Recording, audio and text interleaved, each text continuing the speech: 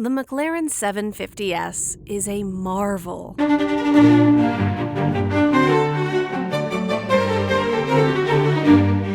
It's got 740 horsepower. It revs to 8,500 RPM. It's more evolved than the iconic McLaren 720S, and it's faster to 60 miles per hour than almost any other rear-wheel drive street car on Earth. Almost any car in general, actually.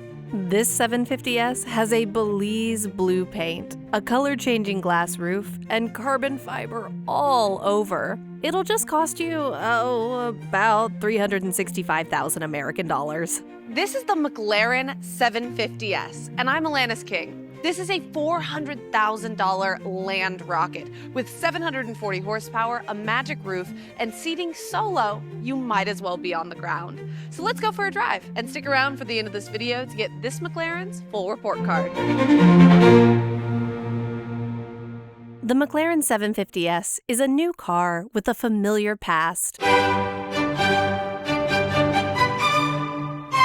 To talk about the 750S, we have to rewind to the famous McLaren 720S, which debuted in 2017. The McLaren 720S became an immediate icon. It had 710 horsepower, a 0 to 60 mile per hour time of 2.8 seconds, a top speed of 212 miles per hour with the roof up, and 202 with it down. Dihedral doors and long, swooping vents sandwiching each side of the car. The McLaren 720S won all kinds of awards, like Road & Track magazine's 2018 Performance Car of the Year. Road & Track said it rode better than a Bentley Continental and outhandled a Lamborghini Huracan Performante. I quote, "All while making its driver feel like the most special person in the world. You could own this car for a lifetime and never grow tired of it." End quote. The 720S was a phenomenon, but even phenomena have a shelf life.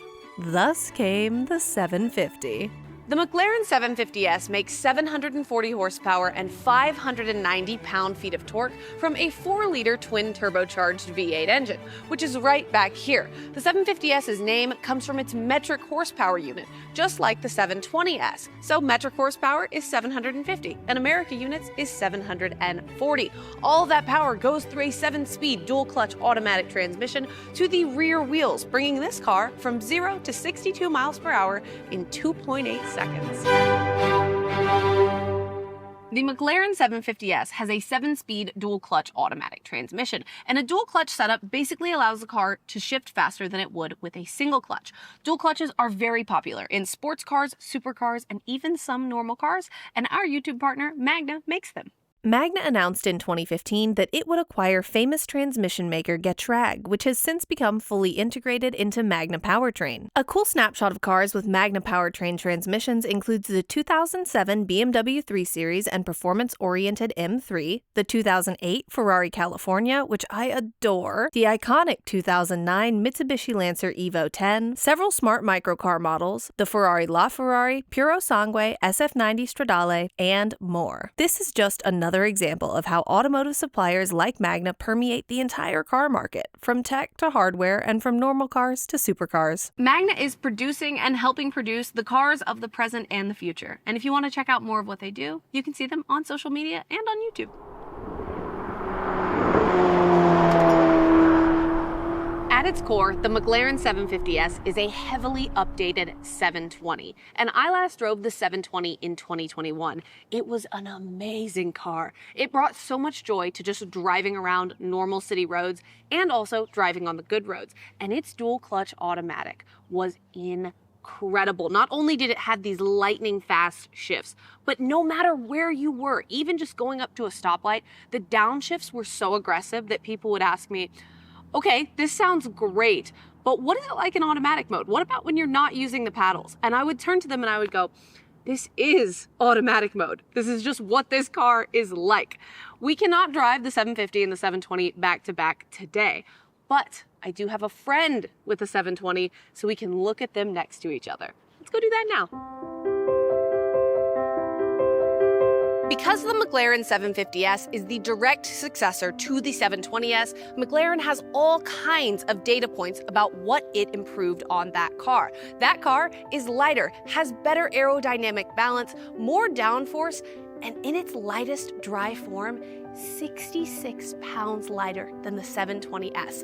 McLaren is big on the weight savings in that car, and I want to walk you through a couple of the things that they shaved down. The 750S's new instrument display saves nearly 4 pounds, and the lighter windshield glass saves 3.5. McLaren also says the standard wheels on the 750S are the lightest used in a series production McLaren supercar, and that they save 30 pounds over the 720S. But McLaren doesn't specify which 720S they save those pounds over, so that is open to interpretation. There are all kinds of changes between these two cars, including some comfort ones. One of the more minor comfort updates is that over the 720S, McLaren says the 750S's rear view camera is way better, and 720S's isn't great. But the coolest comfort feature to me is the nose lift system. Both of these cars have a nose lift system, and I think that is extremely important in a supercar. These cars are super low. You do not want to hit a curb or a dip or anything like that with your splitter. But a big problem with nose lift systems is that they often take a lot of time to go up and down. So if you're in an intersection and you really need to lift your nose, you have to wait like 10 seconds. McLaren says on the 750S, this nose lift takes 4 seconds, compared to 10 for the 720S over there of my neighbor Patrick. So we're gonna see how long this actually takes. All right, Patrick, we're gonna go 3, 2, 1, lift. Mine is so much faster.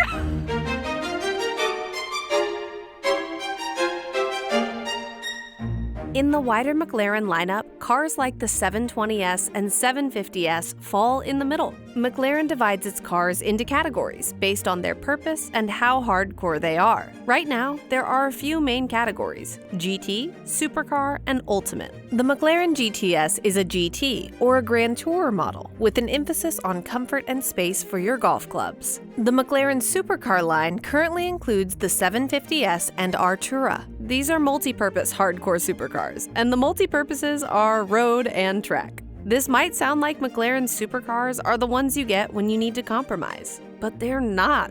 They rock on either surface. The Ultimate line is interesting because each car has more of a singular focus. McLaren calls the Ultimate line the pinnacle of McLaren design, engineering, and performance, whatever the objective. An Ultimate model is the most extreme expression of what a car can be. End quote. This means the Ultimate line is a whole collection of vehicle styles, like the track-focused Senna, the roofless Elva, the mega aerodynamic Speeddale, and the new hybrid W1, which is the successor to the ever-famous P1, and is the most powerful McLaren road car ever, with 1,258 horsepower. When you hear McLaren talk about an Ultimate car, you'll usually hear them say it's the most blank ever, whatever that blank may be.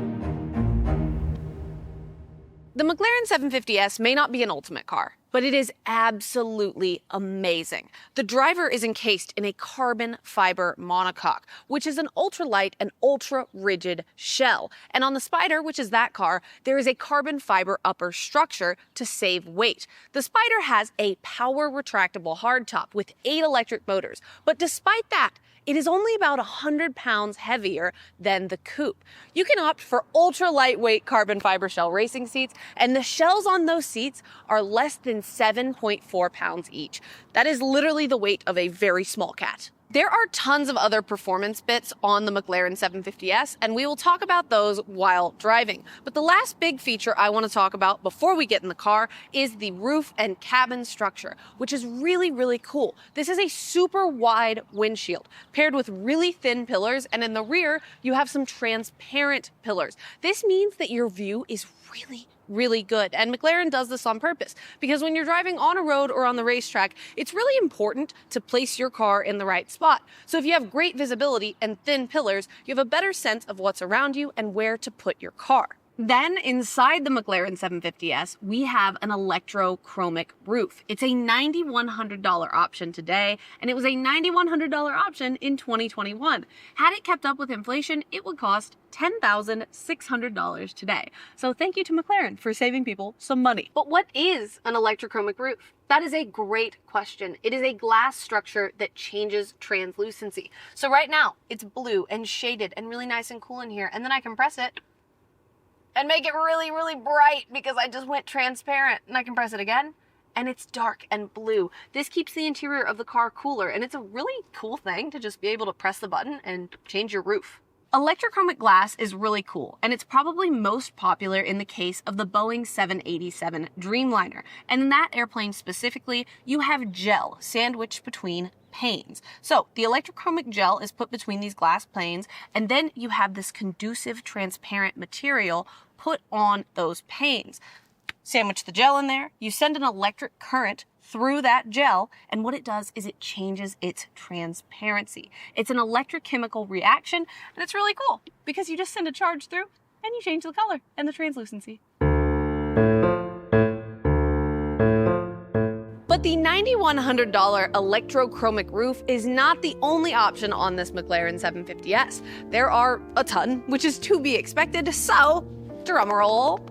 A $3,950 black pack to black out certain finishes like the side mirrors and hood air intakes, $8,750 body color front fenders with these nice little louvers, a $1,750 sound comfort windscreen, a $1,300 stealth badge pack to black out the badges, $3,900 power adjusted heated and memory seats, a $5,700 carbon fiber steering wheel, $640 red seat belts, $850 red contrast stitching, a $600 armrest with McLaren branding, a $9,400 performance interior, which is just one of the interior specs you choose from in the configurator, a $2,240 America's Accessories pack, which has things like a USB cord, carbon valve stem caps, a branded microfiber cloth, car cover, McLaren bag, and more, a $300 fire extinguisher, a $200 first aid kit, a $4,800 360-degree parking assist system, a $400 home link system, and $5,800 ultra-lightweight Vortex wheels.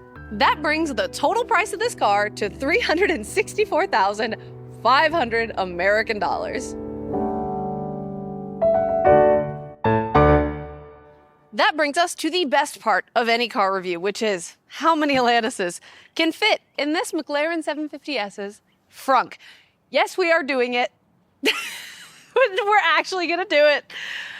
So we climb in here, and I've done this before. The McLaren 750 and the 720S's Frunks are actually quite comfortable to sit in if you do like a little crisscross applesauce move, but I am not flexible enough to flatten myself and be closed in. I also wouldn't really want to be closed in because there is not a visible frunk release in here. So if I were closed in and somebody were not letting me out, that would be a little scary. As for the rating, this is 0.7 solid Atlantises because we cannot close it. But fluid Atlantises, a solid 1. If I could melt, I'd be right in here. It'd be great. It's time to drive the McLaren 750S Spider. And before we talk about how this car drives, I think it's important to talk about interior and technology really quickly. The interior of this car is great. It's simple, but it's very sporty, and it's also really comfortable. And I think the cool thing about this interior is that the controls you need to drive are physical buttons. Your active aero, your rear wing, your launch control, your nose lift system, everything is a button so that you don't have to work a screen to get to it. Now, some of your basic comfort controls like fan speed and temperature stuff are in the screen, but that's fine because of the fact that this car is focused on driving, and it is making a statement to you in that and saying the driving controls are going to be tactile and your other controls, you can go find them. We don't really care. Yeah, now, another cool thing about this car is the electrochromic roof rocks. It keeps the interior very, very cool, and it's also just not intrusive. Because you don't have a black roof, it doesn't feel super tight and like stuffed in here, right? You have this open roof, you can see the sun, but the sun is also not beaming down on you and just cooking your head, you know? Another great thing about this interior is that while it is very, very small, the seats are so comfortable. I could take this car for an hour's long road trip and be totally fine. I've been in this car for a long time actually, and I'm totally fine because somehow these seats hold you in and they're great buckets, but they also don't just squeeze you to death, you know? And I find that to be awesome because to get that kind of comfort and also get that kind of usability in a car like this is very hard. I drive a lot of sports cars and supercars where the seats don't fit my body well. They don't fit my hips well. I am not shaped like a lot of the people who would buy this car who have a more square, thin shape, you know? I don't fit as well on the seats, and I fit really well on these seats, and they're super comfortable, and that's great. Another thing that I think is really important to talk about in this car is that if you ever win the lottery, or you're watching this and you have a lot of money for a supercar, always get a front axle lift system. I think this is something that, you know, you have recommendations when you do things that you've never done before, right? My biggest recommendation for buying a supercar is do not skip the front axle lift system. It will usually be an extra charge. It'll be several $1,000s. I don't care. Unless you are only driving that car on track and you're gonna unload it, drive it on track, and then drive it home, get the axle lift system, because this car is so low that if you're driving it around town, it is impossible not to scrape the splitter on it if you are not lifting that nose every single time. And even when you lift that nose, you have to go slowly over those bumps and dips and everything like that to keep your car intact. But if you have that nose lift system, you'll be better off. You'll be better off for resale because people will look at that and go, that is something that I need as a supercar owner, and you'll be great. That's my tip. The last thing I want to mention inside the car is that there's not a lot of room in here. There is not a lot of storage. But the Frunk is actually decently big, as you can see by the fact that I could get in it, and you can fit a camping chair up there, so you're good to go.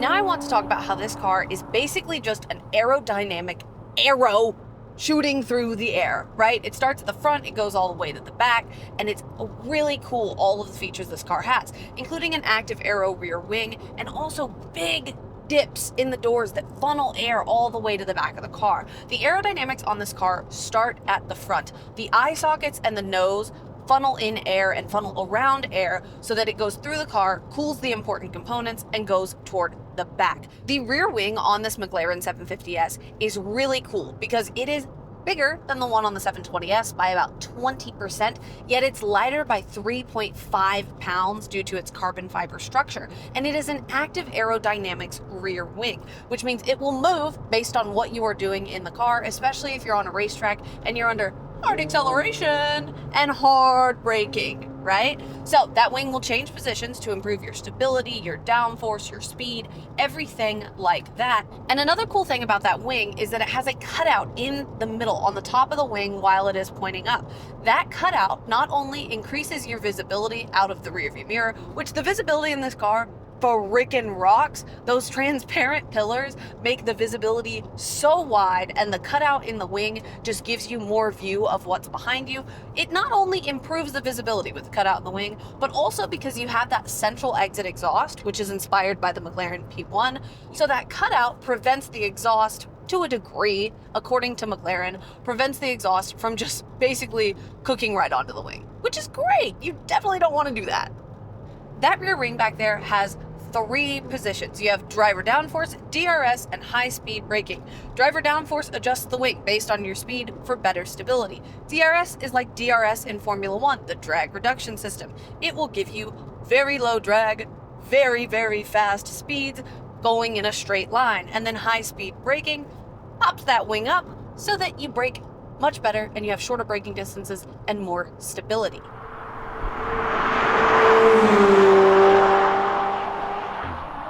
Now let's actually drive the 750S, because I've been sitting here talking and not ripping, and I want to rip. Oh my gosh, this car is amazing in everything that it does. Now, this car at its lightest dry weight is 2,815 pounds with 740 horsepower. So at that lightest dry weight, you are making about 1 horsepower for every 3.8 pounds. That's awesome. And another cool feature I want to talk about, but I don't really get to experience today because I'm not on a racetrack, is the fact that this car has a limit downshift feature, which is awesome because you're on the racetrack, right? You're upshifting, you're downshifting, you're going into a harsh corner.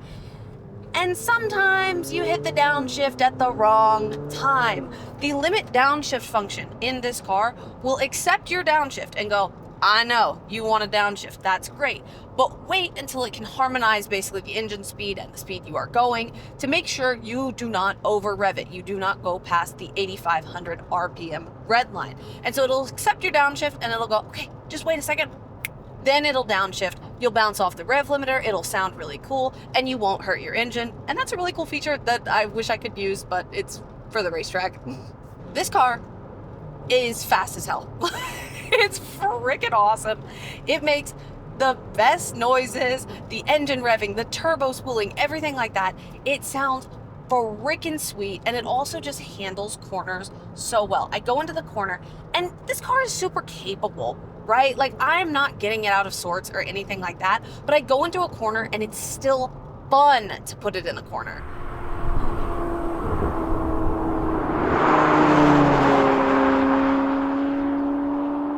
So what I'm going to do, I'm going to try to demonstrate to y'all the change in handling in this car. I have changed powertrain to track mode, but I can also change suspension to track mode. So right now I'm in comfort mode, okay?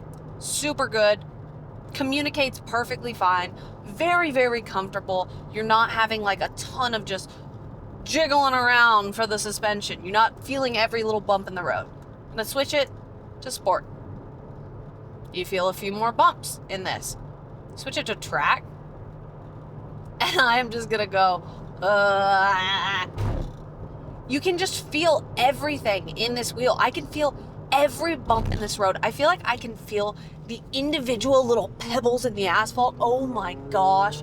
Taking a corner, you don't even have to take a corner fast in this car to feel like you're going wild because of the fact that the active aero rear wing and also putting your handling in track mode and just feeling tiny little vibrations in the whole entire road. It feels so visceral, even if you're not going super fast. And honestly, here's the thing. I am on the road. I cannot drive this car the way I would drive it on the racetrack. And listen, I love driving cars on the racetrack, but it is simply not safe enough to just rip this thing like crazy out here. Even still, this car is amazing on the road. And I think so many cars that are built well and built for the track, they're too good for the road. It makes them kind of boring, right? They're out here and you're just not challenging them very much. I'm not challenging the 750S out here. It's never going to be challenged on a road like this, but it is still so engaging and so fun to drive, and that is the coolest thing in the world. Now, I don't know if you've noticed, the whole time I've been talking, every time there's a road undulation or any kind of bump, I am just like basically going with that undulation or that bump. That is how intense the track handling setting is and the track suspension setting. And so what I would recommend is McLaren knows what it's doing. It knows that the suspension setting for the street, for sport and comfort, is the right suspension setting. Because at the end of the day, the road that I am on has been placed for public use. It is not a smooth and perfect racetrack. And you can see, now that I'm in sport mode, I'm not bouncing up and down and all around anymore. I am fine. This road is not perfect. It is not the silky, smooth, amazing racetrack that you could take this car on. Therefore, putting the suspension in track mode, just a little too much. It's overwhelming. It's just jittery in your fingers. Of course, the car never gets unsettled. This car is extremely settled. Believe me, this is grandma driving compared to what this car can do. But man, you can just feel all of the technology and all of the amazing settings that this car has, and that rocks.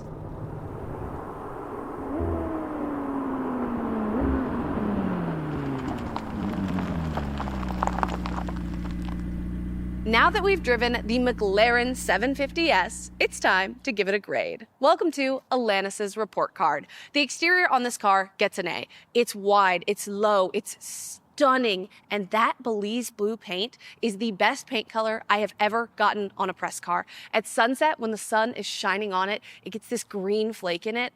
Oh, it's so pretty. The interior gets a B+, and this interior should get an A. It's super workable. It's pretty. It has physical buttons. It has everything you need. But I had to drop it into the B's because it has a rattle already.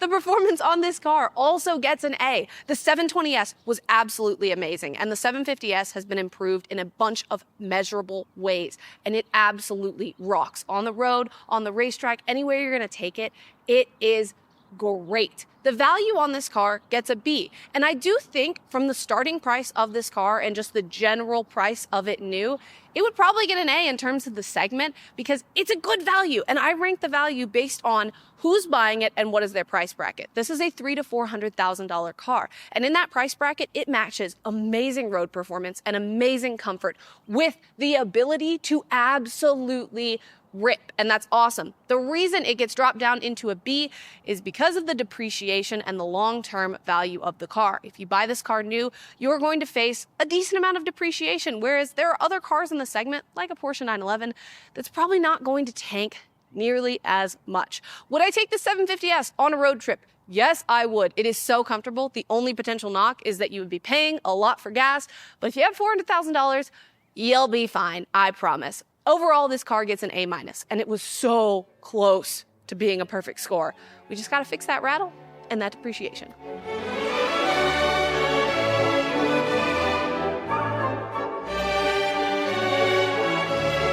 The McLaren 750S is an evolution of the 720S, and it's hard to evolve a car everyone considers nearly perfect already. If you don't improve enough, it could be seen as a lazy effort. If you change too much, you risk losing the essence everyone loved. Just like the McLaren 720S, the 750 is magical. It's trackable, but it's also daily drivable. It's comfortable, but it's also communicative. And it is functional, but it is also beautiful. This car is a work of art. But like most famous artworks, getting your hands on it is not gonna be cheap.